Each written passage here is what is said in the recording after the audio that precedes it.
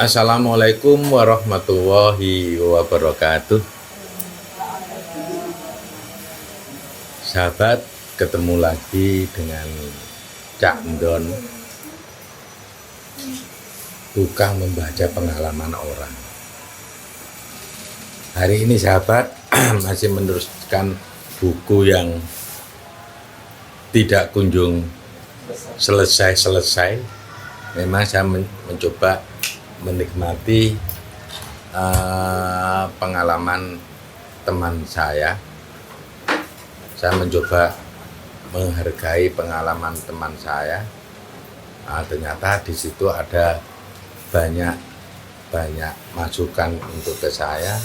Saya mencoba menerima apa adanya. Karena konon ceritanya pengalaman itu adalah guru yang berharga.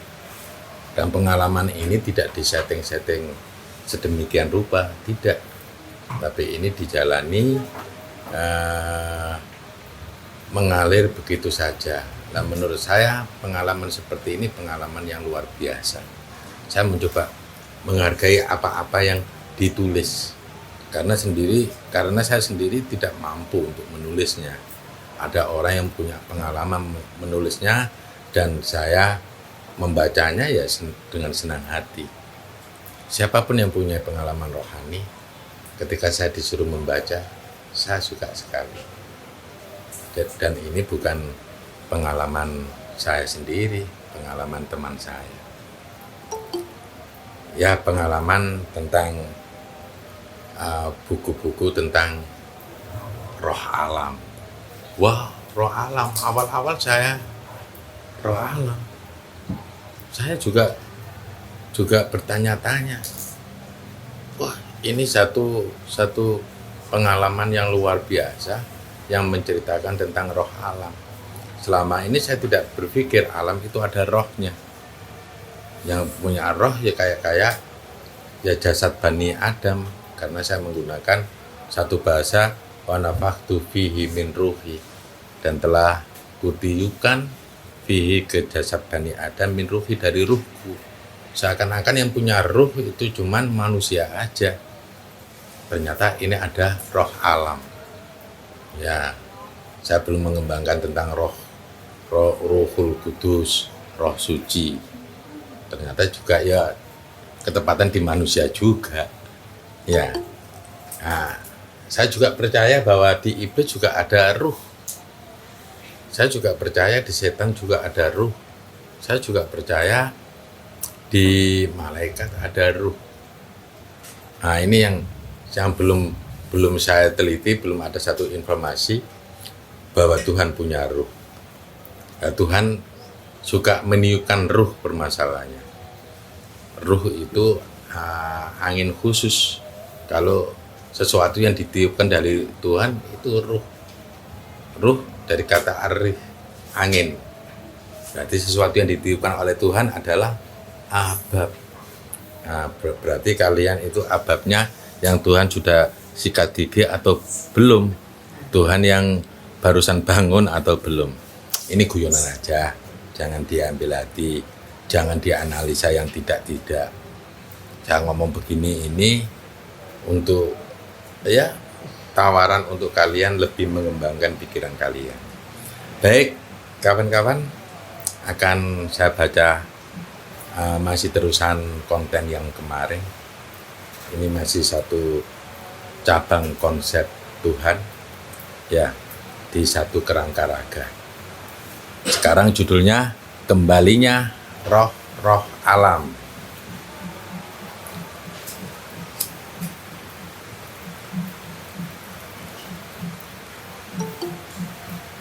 Kalau bahasa Indonesianya roh ini ya, bukan ruh ya. Kembalinya roh alam. Kayak kejawen ini pengirane. Semenjak diciptakannya alam dalam kurung beserta roh dan jiwanya, alam senantiasa menjalankan kehidupan. Seorang lagi, semenjak diciptakannya alam dalam kurung beserta roh dan jiwanya. Jadi roh dan jiwa itu beda, saudaraku ya. Makanya jangan ada satu konsep Tuhan yang diplesetkan atau dijauhkan dari konsep Tuhan itu sendiri. Soalnya ada sebagian yang berpendapat ketika ada kata-kata wa asyhadahum ala anfusihim, dan Allah Ta'ala mengambil kesaksian atas jiwa-jiwa mereka. Tapi sebagian orang memaknai itu ruh, padahal secara literal maknanya bukan ruh, anfusihim, jiwa-jiwa mereka. Yang terundang pun nanti jiwa-jiwa, bukan ruh. Berarti kedudukan ruh dan jiwa itu berbeda, saudaraku. Cobalah teman-teman, ya bolehlah membaca tafsir, tapi kembali lagi kalian harus tahu ilmu bahasa Arabnya. Ya, ilmu bahasa Arabnya. Kalau kalian nggak tahu, kalian akan mudah terkecoh dengan ahli ilmu yang menerjemahkan yang tidak sesuai dengan konteks kalimat. Akhirnya membuat kalian jauh dari Tuhan kalian, atau jauh dari pemahaman yang sesungguhnya. Ini hanya pola pikir saya. Maafkan kalau saya memang bukan orang ahli tafsir, karena saya nggak suka dengan ilmu kira-kira. Ya, saya kepingin ilmu yang pasti-pasti aja. Tafsir kan ilmu kira-kira, dipas-paskan. Tapi nggak apa-apa kalian belajar ilmu tafsir untuk menggugah pola pikir kalian, nggak apa-apa. Saya juga coba membaca ilmu tafsir, tapi saya mencoba analisa. Saya bukan orang yang mencoba mengikuti pendapat orang terdahulu.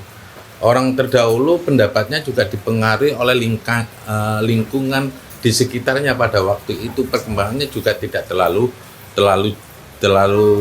pesat seperti ini. Mereka memandang satu ilmu ya sesuai dengan perkembangan mereka di saat itu juga. Begitu ya. Kalau kalian nggak sepakat dengan saya, ya cobalah sepakat. Ya, kalau belum sepakat, cobalah buka hati kalian, buka dada kalian. Tanyalah kepada jiwamu yang terdalam, hatimu yang terdalam. Di dalam sudur ada kolbun, di dalam kolbun ada fuad, di dalam fuad ada lub. Hati itu sudah dibagi-bagi sedemikian rupa. Di dalam sudur ada kulub, di dalam kulub ada fuad, di dalam fuad ada lub. Pernahkah kalian terhubung dengan lub kalian? Karena lub kalian itu kemungkinan kalian akan mendapatkan kabar terbaik dari Tuhanmu. Karena lub itu lebih banyak bisa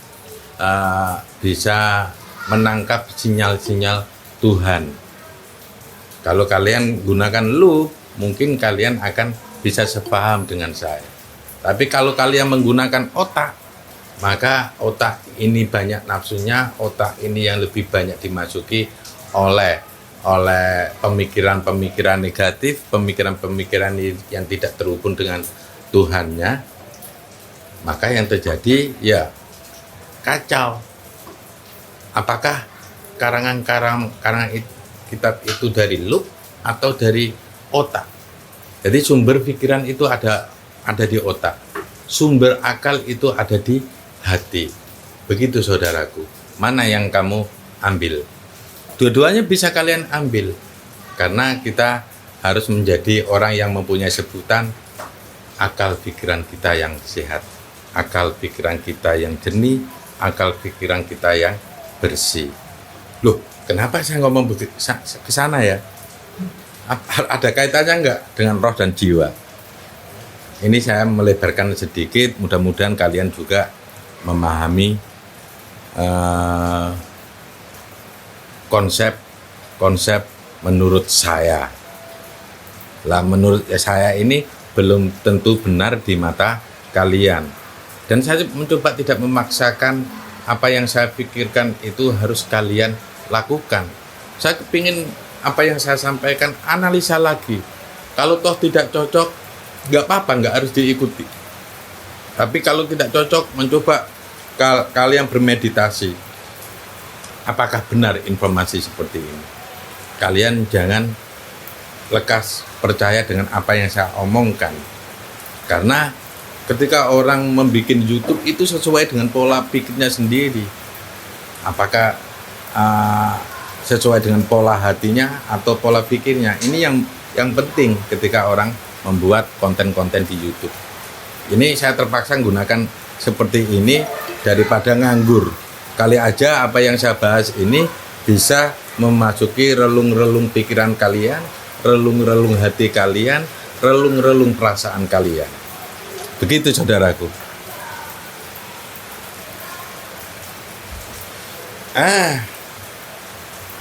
Alam juga pernah berbuat salah terhadap Tuhan, juga terhadap dirinya.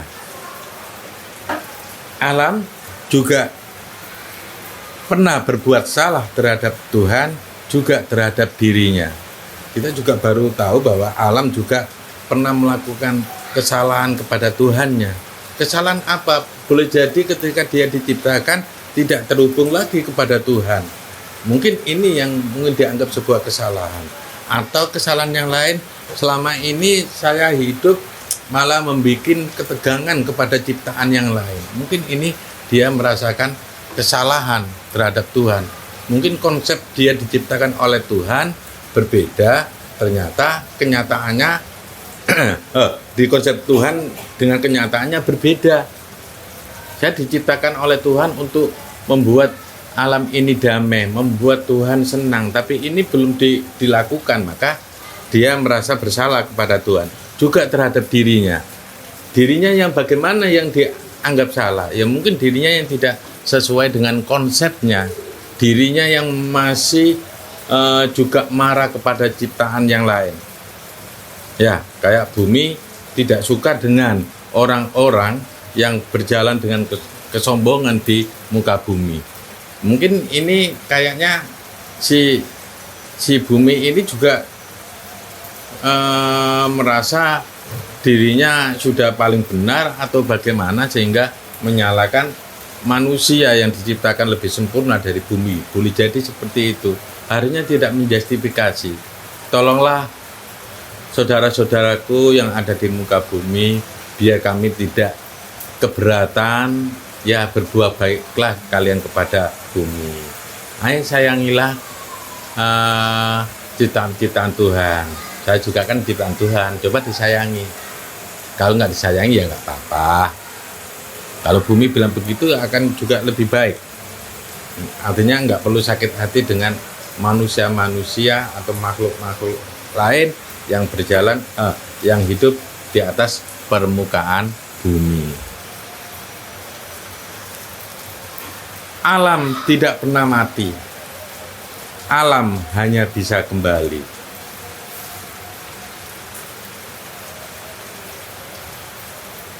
Alam tidak pernah mati, alam hanya bisa kembali. Kenapa kok alam tidak pernah mati dan hanya bisa kembali? Apa rahasianya di sini? Itu ada terusannya. Alam adalah bagian dari Tuhan. Di hadapan Tuhan, alam tidak pernah hilang. Karena dia menjadi bagian dari Tuhan, maka alam itu tidak pernah mati. Yang ada adalah alam adalah kembali kepada Tuhan. Alam tidak pernah hilang, ya. Alam telah ditentukan garis kodratnya.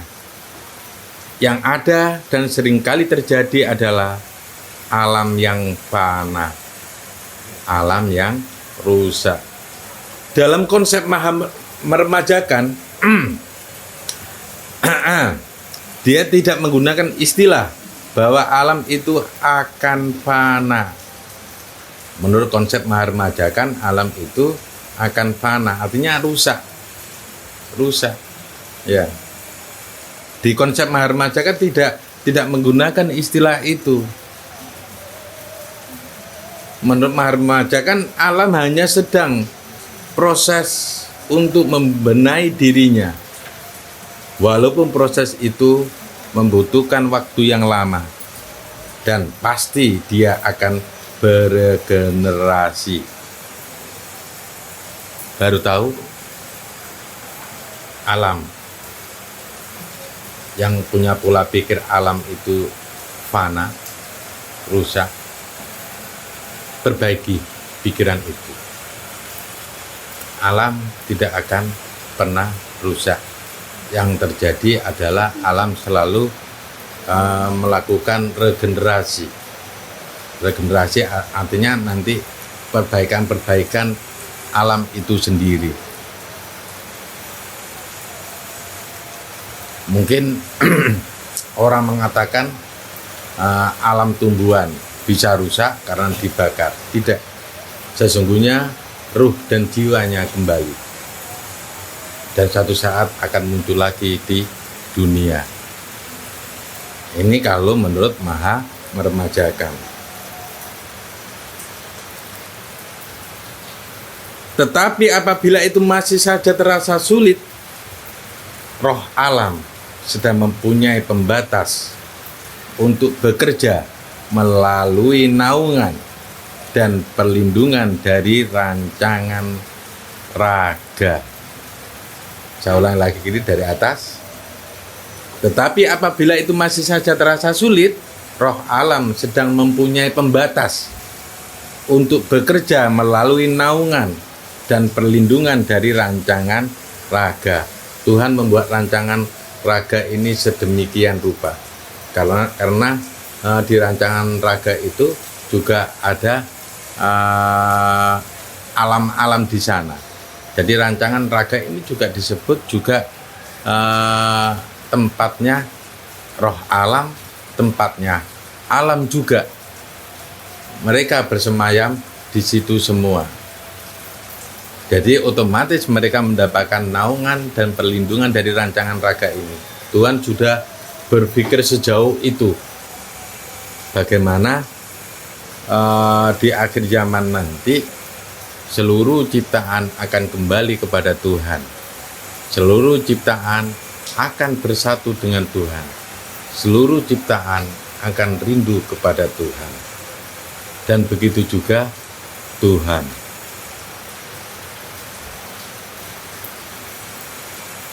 Seluruh alam akan dinantikan kembali. Penantian ini hanya dirasakan oleh kaum Tuhan.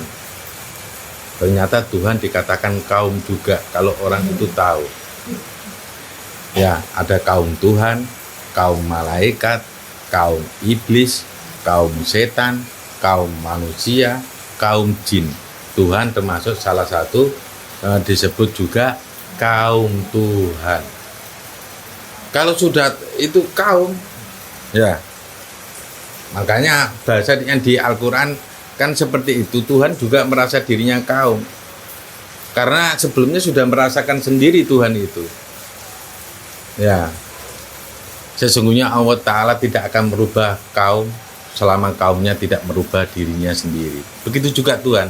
Sesungguhnya Tuhan tidak akan merubah dirinya sendiri. Ya, tidak akan merubah dirinya sendiri kalau dia sendiri tidak mau berubah. Begitu juga Tuhan. Kaum Tuhan. Bagaimana kaum Tuhan itu? Ya, berangkatlah di wilayah Tuhan. Kamu tahu akan beraneka ragam sifat-sifat Tuhan di sana. Karena Tuhan sendiri ternyata adalah sebuah kaum. Jangan kamu gandengkan dengan Qul huwallahu ahad. Sesungguhnya Dia, Allah, itu tunggal, satu. Ya, dalilnya kan memang seperti itu kan, yang ada di Al-Quran. Memang asal usulnya adalah satu. Tapi kalau kalian tahu bahwa satu itu membelah menjadi banyak. Ya, ilmu pembelahan tentang Tuhan ini kayaknya belum dipelajari oleh semua orang. Masih sedikit yang mempelajari tentang hal ini. Ini yang saya buktikan di lapangan memang pembelajaran seperti ini belum terlalu banyak dipelajari oleh banyak orang. Karena orang akan terpaku dengan pendapat-pendapat manusia yang lain melalui buku, melalui karangan-karangan yang lain. Semoga ini bisa membuka pemahaman kalian lebih luas. Ternyata Tuhan disebut juga dengan kaum. Saya ulang lagi, seluruh alam akan dinantikan kembali. Penantian ini hanya dirasakan oleh kaum Tuhan. Sedangkan yang selain Tuhan akan berpikir, bagaimana membuat kreasi alam yang baru tanpa memberi kesan bahwa alam telah melewati fase fananya.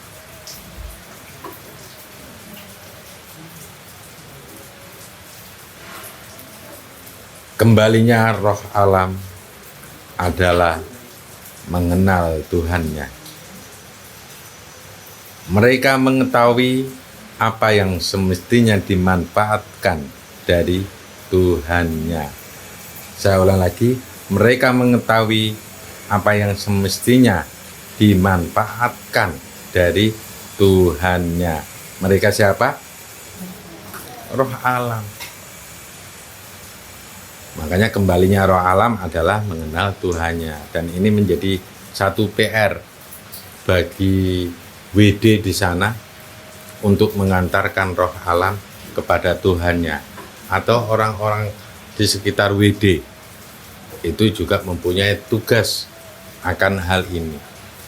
Dan membantu mereka terhubung dengan Tuhannya. Berarti tanpa sadar kamu sudah membantu roh alam untuk mengenal Tuhannya. Ingat, mengenal Tuhannya tidak hanya bertemu, tapi mengenal Tuhannya, tahu karakter Tuhan, dan tahu kemampuan Tuhan, dan tahu anugerah yang ada pada Tuhan, dan bisa itu kalian menyempurnakan bagaimana diri kalian diciptakan oleh Tuhan. Mereka mengetahui apa yang semestinya dimanfaatkan dari Tuhannya. Ini yang saya maksud ya. Jadi apa-apa yang ada di Tuhan bisa dimanfaatkan. Banyak makhluk yang belum memanfaatkan apa-apa yang ada di Tuhan. Ya, kadang-kadang cara memanfaatkannya berbeda. Selalu meminta Tuhan untuk menuruti nafsunya. Tapi Tuhan tidak akan selalu mengikuti apa yang menjadi keinginan ciptaan. Kalau keinginan itu akan merusak pada dirinya sendiri. Mungkin yang hal-hal yang dikabulkan oleh Tuhan adalah keinginan-keinginan manusia untuk membenahi manusia yang lain. Keinginan-keinginan manusia untuk membuat dunia ini menjadi damai. Mungkin yang seperti itu yang akan sering dikabulkan oleh Tuhan. Bukan pemenuhan nafsu manusia itu. Karena Tuhan tidak akan memberi, karena Tuhan akan berpikir, kalau kalian saya beri, maka kalian akan cepat melupakanku. Kalian akan meninggalkanku. Kalian akan meniadakan diriku. Dan kalian tidak membutuh pertolonganku setiap saatnya. Makanya Tuhan tidak memenuhi keinginan kita karena Tuhan sayang kepada kamu. Tuhan tidak ingin kamu jauh-jauh dari Tuhan. Tuhan tidak ingin kamu terputus hubungan dengan Tuhan. Seperti itu, saudaraku. Jangan pernah marah ketika permintaanmu tidak dikabulkan oleh Tuhan. Cukup layani Tuhan. Maka permintaan yang sebelum kamu minta kepada Tuhan, maka kamu akan dicukupi sebelum permintaan kebutuhan itu datang padamu. Bahasa apa?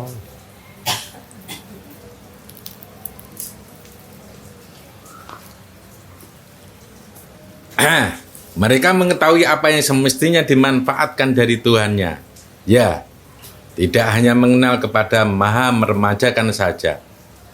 Seluruh Tuhan berhak untuk dikenali oleh alam. Dalam tahapan mengenal saja, dapat dikatakan alam sedang mengundang Tuhan. Dalam tahapan mengenal saja, dapat dikatakan alam sedang mengundang Tuhan. Sama seperti kalian. Saya kepingin mengenal Tuhan. Ya, mengenal Tuhan berdasarkan info-info yang datang sebelumnya. Bahkan sampai kamu membanggakan Tuhan, ngefans sama Tuhan, ya, sampai cinta kepada Tuhan, itu membuat kalian mengundang kepada Tuhan. Mengenal Tuhan satu saja, mungkin Tuhan-Tuhan yang lain akan mendatangi dirimu untuk bisa dikenali oleh dirimu. Jangan dibatasi Tuhan. Tuhan mempunyai banyak aneka karakter. Karakter-karakter itu yang harus kalian kenali saja. Jangan hanya mengenali Tuhan Maha Kaya, Tuhan Maha Mengabulkan saja. Ya, padahal ada Tuhan Maha Pencipta. Itu undang semuanya. Jangan pilih-pilih Tuhan. Ya, jangan pilih-pilih karakter Tuhan. Terima karakter Tuhan, semuanya ada di pemahamanmu. Maka Tuhan akan mengenalkan dirinya dengan sesungguhnya tentang apa-apa yang ada pada Tuhan.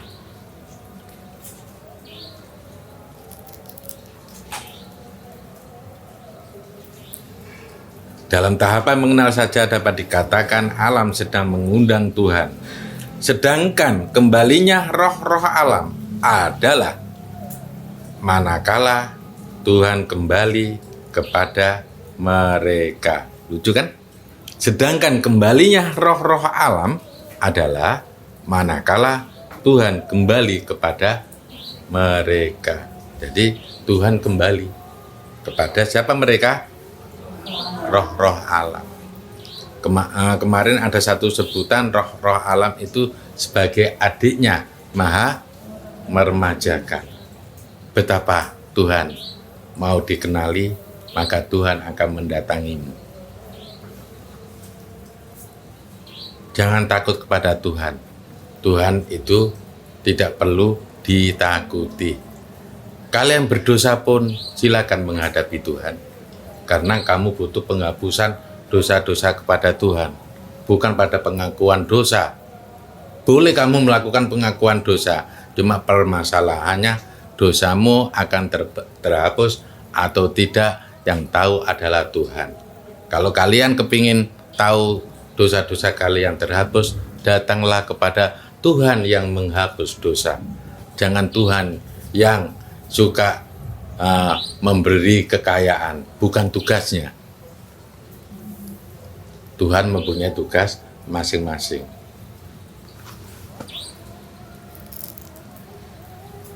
Nggak tahu orang ini mau bingung atau tidak.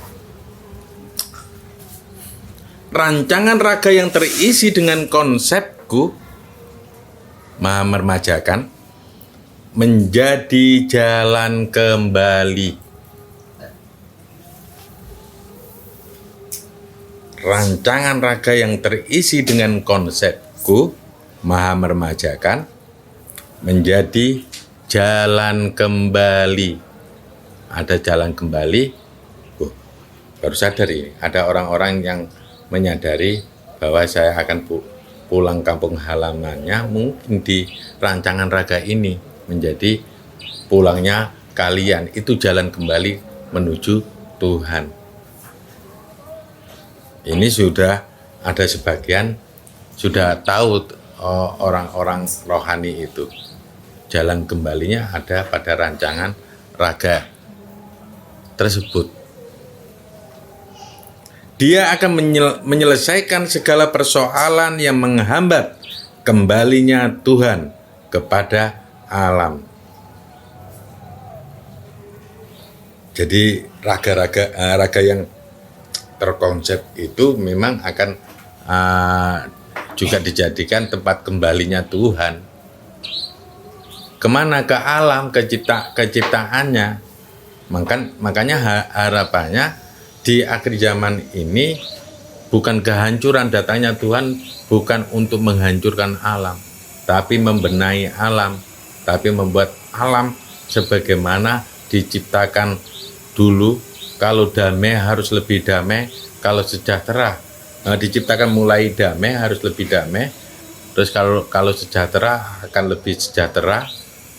Kalau penuh masalah akan diselesaikan permasalahannya oleh Tuhan. Ya, kita akan mempersilahkan Tuhan membenahi alam ini. Kalau Tuhan merasakan kesulitan, kembalilah pada konsep Tuhan di rancangan raga tersebut.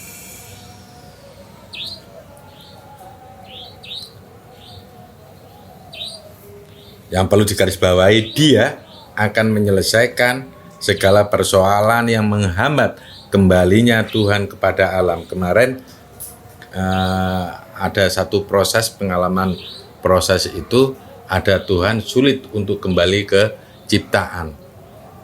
Untuk jalan menuju ke ciptaan lumayan kesulitan. Akhirnya konsep itu mengantarkan Tuhan kepada si Tuhan tersebut untuk terantarkan di ciptaan.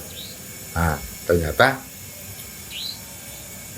buku ini sudah teralami oleh teman-teman ketika proses alam itu. Ternyata ada Tuhan yang belum menemukan jalan menuju ke ciptaan. Ya, ternyata Tuhan tersebut adalah Tuhan yang tidak selalu berkolaborasi dengan Tuhan yang lain.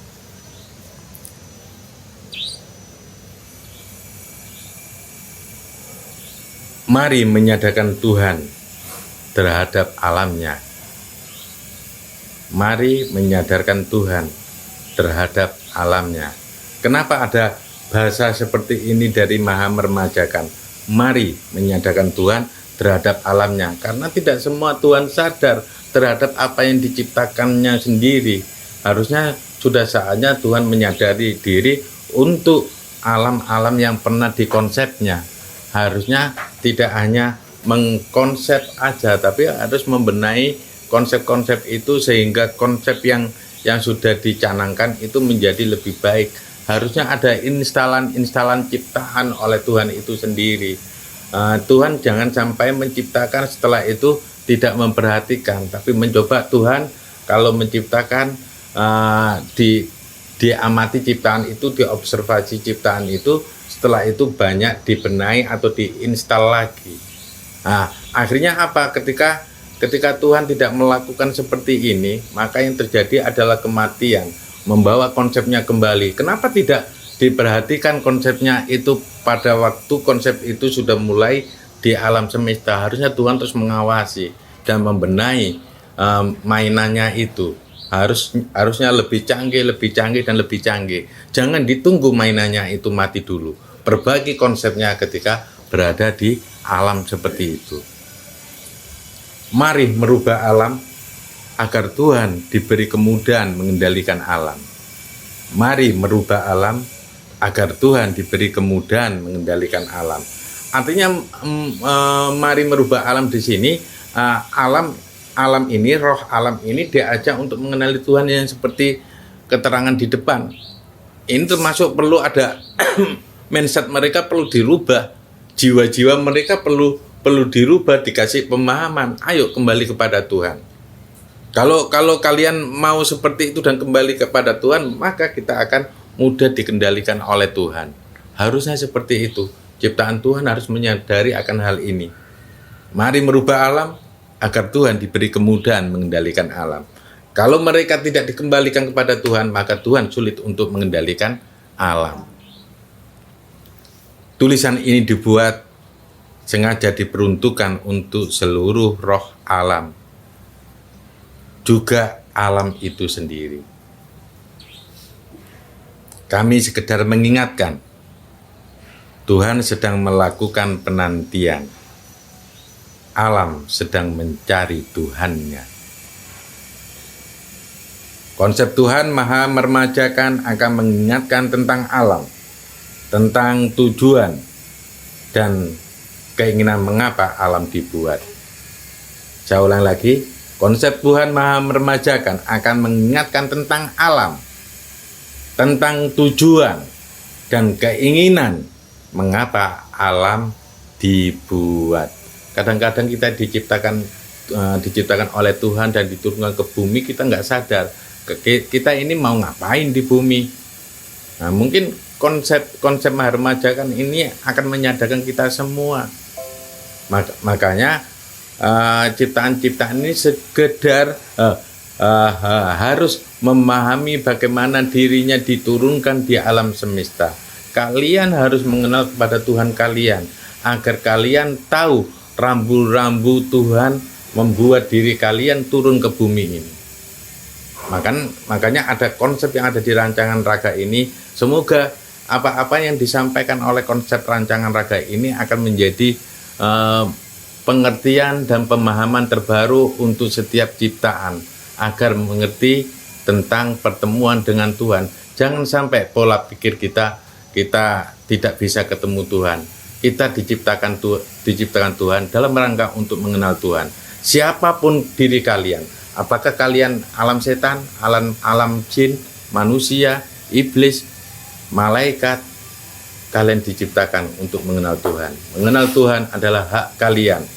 Jangan sampai ada pemahaman yang membuat kalian tidak mau bertemu dengan Tuhan. Jangan ada pemahaman yang membuat kalian tidak percaya ketemu dengan Tuhan. Jangan ada pemahaman kepada kalian bahwa pertemuan dengan Tuhan setelah mati. Jangan. Semua itu adalah pola pikir yang menyesatkan. Jangan sampai kamu terjebak dengan satu pola pikir yang seperti itu, sehingga kamu tidak tahu bagaimana menjalani di bumi ini dengan baik. Harusnya setiap ciptaan itu terhubung dengan Tuhan agar menjalani di alam semesta ini menjadi arahan Tuhan yang benar, dan Tuhan tahu bagaimana menjalani hidup di alam semesta ini. Maka bertemulah dengan Tuhan, minta bimbingan kepada Tuhan agar kalian bisa menjalani hidup ini yang sesungguhnya hidup, yang tidak menurut pemahaman kalian untuk menjalani kehidupan ini. Tapi ikutilah pemahaman Tuhan dan crosskan pemahaman kalian kepada Tuhan untuk menjalani hidup ini.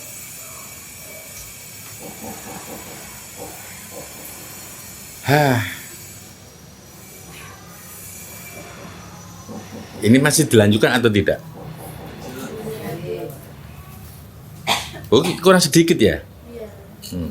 Lembaran selanjutnya, perbuatan Tuhan. Jadi itu satu lembar, cuma tulisannya begitu aja. Kalau di istilah ilmu agama, af'alullah. Jadi perbuatan Tuhan. Lembaran selanjutnya. Jadi ini dari bahasa siapa? Maharemajakan. Tuhan, nah, coba. Maharemajakan memanggil yang lainnya juga dengan bahasa Tuhan. Tuhan kalau dalam istilah bahasa Arabnya adalah Allah. Allah itu artinya Tuhan yang sesungguhnya Tuhan. Ketika yang mengucapkan Maharemajakan, Tuhan ya Allah itu ya. Jadi panggilan untuk Tuhan yang lain itu ya namanya Allah, Tuhan. Tuhan, mari kita mengingat hal ini. Tulisan atau data ini dibuat bukan berdasarkan karanganku. Namun, data atau informasi ini juga belum tentu valid sesuai dengan apa yang dirasakan Tuhan. Coba Maharemajakan mengatakan seperti ini dan juga tidak memaksakan pemahamannya kepada Tuhan yang lain. Makanya bahasanya cukup bijaksana menurut saya. Nggak memandang amat bijaksana. Saya pakai bahasa cukup bijaksana aja. Namun bahasa ini, data atau informasi ini juga belum tentu valid sesuai dengan apa yang dirasakan Tuhan. Kenapa dikatakan seperti ini? Karena Tuhan mempunyai kemampuan masing-masing. Dari apa yang dirasakan oleh Maharemajakan ini, ya boleh jadi belum tentu dirasakan valid oleh para maha yang lain. Tuhan ikutlah berkomentar. Maharemajakan ini bagus. Saya kepingin apa yang bahasanya Maharemajakan, apa yang saya konsep, saya sampaikan kepada kalian dan berkomentarlah. Mungkin konsep ini perlu dibenahi, saya akan berterima kasih. Dan maha meremajakan ini, saya pikir orangnya nggak mau merasa dirinya paling benar. Dirinya selalu mengevaluasi dirinya tentang perkembangan dirinya, kemampuan dirinya. Selalu disampaikan kepada Tuhan yang lain. Walaupun nanti pada saatnya akan didebat oleh Tuhan yang lain. Atau Tuhan yang lain kepingin mengkroskan pemahaman kepada maha meremajakan. Tuhan ikutlah berkomentar dan mengisi tempat yang kosong pada data yang aku kumpulkan. Nanti kita kaji lagi, karena seperti tadi saya mencoba menikmati tulisan-tulisan ini dan mencoba memahami sebisanya saya. Kalau toh nggak sama ya nggak apa-apa. Semoga kita menjadi manusia yang selalu terhubung dengan Tuhan, yang selalu mendapatkan bimbingan Tuhan. Jangan pernah salahkan orang yang mempunyai pola pikir ketemu Tuhan. Orang yang seperti itu adalah orang yang benar adanya, karena dia kepingin hidup yang lebih tahu tentang kehidupan atas bimbingan Tuhan. Wassalamualaikum warahmatullahi wabarakatuh.